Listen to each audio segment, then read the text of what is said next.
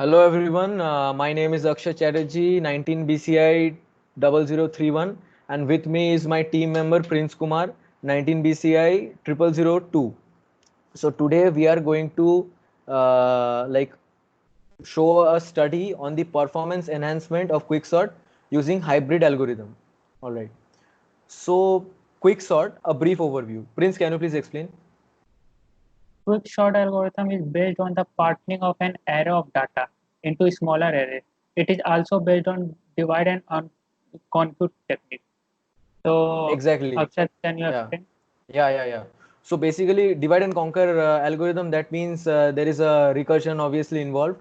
So we cover the problem by dividing the condition into various parts. So this is what we do in Quicksort. We have a pivot, and then we go through whole array, and then the elements that are smaller than the pivot are placed in the left subarray. Elements that are greater than the pivot are placed in the right subarray, and then this process is repeated for all the sub arrays, and so like we get the sorted like array. All right. So uh, later on we'll come to know, like we'll study on how the worst case comes out to be big O of n square, and how the like average case time complexity comes out to be big O of n log n, as well as the best case also it comes out to be big O of n log n. All right. Now the motivation, that why we wanted to do a project on Quicksort and how to optimize it. Well, basically Quicksort is one such algorithm which is not only fast and plays a major role in the commercial data processing, but it is also one algorithm that uses no additional space for data storing, right? And it works well and is much faster than any other algorithm, like most of them. Hence we want to, like if we wanted to know that if there is any other way that we can make this algorithm even much more effective and much more better. Okay. So Prince, can you explain the algorithm, although Yeah, I've yeah. already told it? So, Like, if if n is less than equal to 1, the return, then pick any element v is all. This is called the pivot element. yeah, so like then we compare all the elements with this pivot. If they are smaller than this, then the left sub array they go, and then the vice versa they go to the right sub array, and the process goes so on. We apply quicksort recursively, and then yeah, all right. Now the methodology used, that is the implementation. Programming language is Java.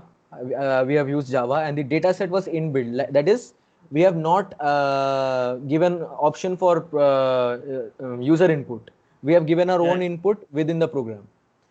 And data structure, Prince, as you can say that it is arrays, and we implemented a divide and conquer algorithm. Yeah, we said that. So basically what is this? The code, this is the code in Java. This is the partition method. Basically this does the most of the heavy lifting. This accepts the array, this accepts the starting and ending element, and it stores the pivot, and then it compares all the elements and places it in the necessary spots, and finally it returns yeah, temp variable. It swaps, it is for swapping purpose. That is, basically if any element, okay, I'll explain it when we come close to a picture. Okay. And then it returns I plus 1, and this quick sort is the where the magic of recursion takes place. That is, this quick sort a comma start comma q minus 1, this is for the left sub array. This gets called, and the left sub array gets called, and so on. And this is for the right sub array, so everything occurs like recursively. And this is our void main, where we have given the user input, as you can see, and we have called quick sort function. Okay. Now this is the output. You can see the sorted output. Partition. Now there are ways, various ways of quicksort, and we can pick various, like the pivot in various ways. Prince, can you please tell the ways that we can pick up pivot? Yeah, yeah. First is always pick first element as pivot, and second Yeah, always pick last. many people always pick the first element as pivot.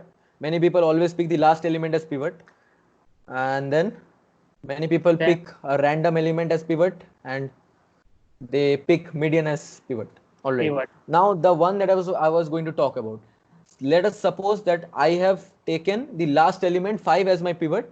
Now I compare 1. Is 1 less than 5? Yes, it is. All right. Stay there. Is 7 greater than 5? Yes. Is 3 less than 5? Yes. Is 2 greater than 5? No. That No, no. means this is the place that swapping needs to take place. Now, since this was true, we come to 3. We come to 9. Is 9 less than 5? Yes, it is. No, Yes, yes. it is false. 9 is less than 5. So what it does is this 2 1 was false, this 9 1 was false, then it swaps. So basically you can see it is swapping here, and then after swapping, the final where there is the lower index, we swap the pivot back to the lower index, and that's how this 5 that gets into its original, like the actual position where it should be in a sorted array. This is how we do it. Now let us talk about the total time complexity. Basically it all depends on, it is always going to be the summation of the time taken for the partition method and also two recursive calls to itself for the respective subarrays. All right. Now basically the time complexity of quicksort basically, like, it depends on a lot on how we are implementing the partition scheme. Like we have various partition schemes, and one of them is Hort's partition Lomoto. scheme, as you can see, and another is Prince, you can say. We Hello, have partition Prince. using Lomoto position Yeah, scheme. yeah. Lomuto scheme. Yeah. Yeah. Here, the function takes the last element as pivot, places the pivot at its correct position in the sorted array, and places all the smaller one to the left and all the greater one to the right. There are also advanced Lomuto, advanced Hor, but we are not explaining it because it is not appropriate towards our project. Okay. So now the analysis of quicksort. Quicksort, like we can find the basic recurrence relation as T of n equal to T of T k of n plus T of n minus k minus 1 plus big O of n. big of Yeah, where k is the number of elements which are smaller than the pivot.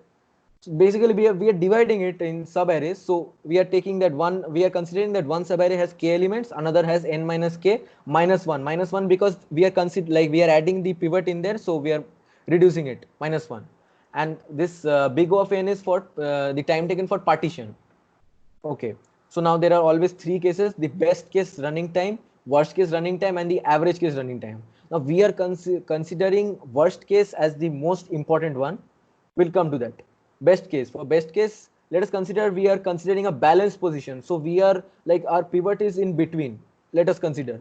Then it is the best case. So if it is in between, then here you can see that T of n by 2, T of n by 2. So ultimately our recurrence relation becomes T of n by 2 equals 2 T of n, sorry, T of n equals 2 T of n by 2 plus n big O of n. big of Now, n. Prince, you can say the solution. You can tell the solution, please. Above reference in relation big of n log n is, it can be solved using Yeah. phase to the Yeah, master theorem. we can use master theorem to solve this easily. Then average case also, if we consider, then the solution comes out to be big of n log n. Like they have taken like 9 elements, 10 elements, and they have shown here the reconciliation. This is for just one example they have taken for average case. We are here all same, we are getting one reconciliation, and then if we find it from master theorem, we can get big of n log n. But what does happen when the worst case occurs? This is the most important study. Prince, can you please explain when worst case occurs? When worst case Yeah, yeah. occurs in quicksort? Array is already sorted in same order, Yeah, and or then sorted in reverse order. All or and the elements reverse are order same. Yeah, reverse yeah. order is special case So, yeah. in one or two element are same. Yeah. So basically, if they are sorted, so basically we are considering like either we are taking the leftmost position, they are sorted, and we are taking the leftmost or rightmost element as the pivot. So one side of the subarray is 0 and one side of the subarray is total n minus 1 elements are there. So you can see this is the recurrence relation coming, and it comes out to be big O of n square. This is calculation, and this is big O of n square. So you see, this is a very problematic condition, and it needs to be modified. All right. So we are proposing a new hybrid sort algorithm. Here in this hybrid sort algorithm, what we do is for a minimum threshold amount of number of elements in the array, if it is suppose let us consider the threshold element threshold number equal to 10. If the number of elements is less than that threshold value, then we perform a different algorithm, a more optimum algorithm for that. And when the number of elements are more than the threshold value, then we come back to our original quicksort algorithm. So Prince, can you please explain what is happening in this graph? What can we show from this graph? So the red line so is insertion sort. It is very fast, and blue Yeah, line time so taken for is the insertion sort. And blue and line shows blue the line time so taken is for the quick sort. yeah. Insertion sort is very faster for Small number of include. lesser number of elements. Yeah, yeah. In an array. So basically, you can see at this point, can you see the red line is lower? That means the time taken for insertion sort is less for lower number of lesser number of elements. Sorry, and quick sort is higher for lesser number Higher, of but elements time taken. But when we go on for larger number of or more number of elements in an array, then we see that quicksort takes the minimum amount of time between the two. So basically what we are doing is, in this implementation, in this enhancement, we are going to place an if and else condition, a very simple if and else condition. We are going to say if it is less than that threshold value, then perform insertion sort. And we are going to say that if the condition is not satisfied, then come back to our original quicksort solution. All right. So you can see this is the whole quicksort, and now 8 is our pivot. This is the sub array. Sub array is less than the threshold value, so they are performing insertion sort. Again insertion sort for this sub array, and so on. Finally, it gets sorted. All right. Now the methodology. Now we are going to move on to our coding. That is the optimized code that we have written in Java. language Java. Yeah. Prince, can you explain the implementation, please?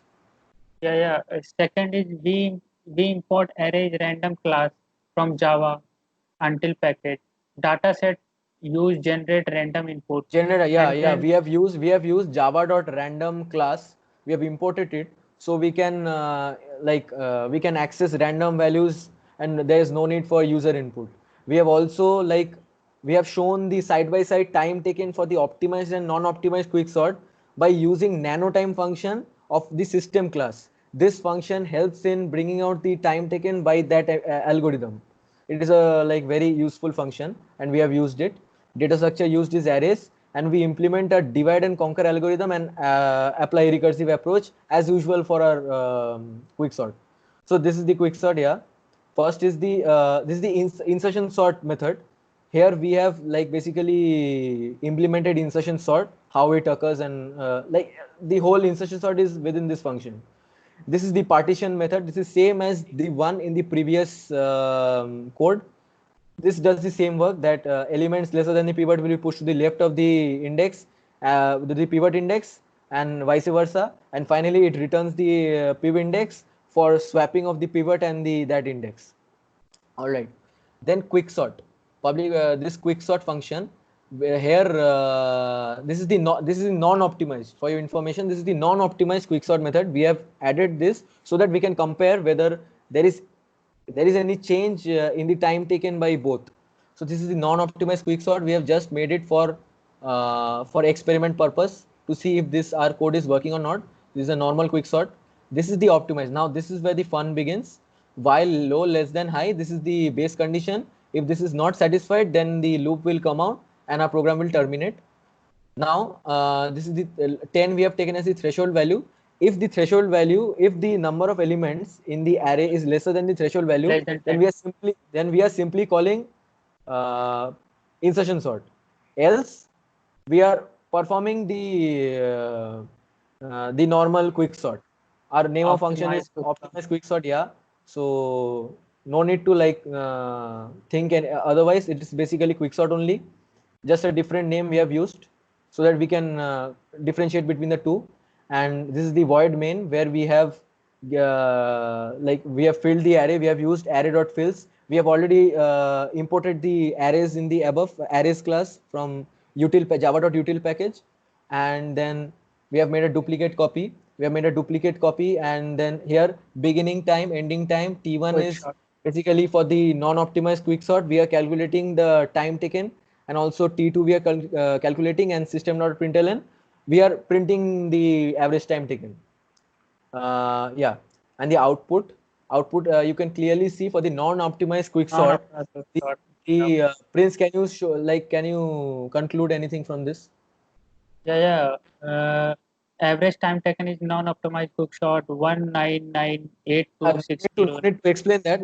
What I meant was that it is much more than the average time taken by the optimized quicksort. That means our algorithm is working. No doubt, without doubt, the optimized version is much faster than the non-optimized quicksort. We have demonstrated that. Now, the practical uses of hybrid approach. In computer science, the hybrid approach algorithms are very common in optimized real-world implementations of recursive algorithms.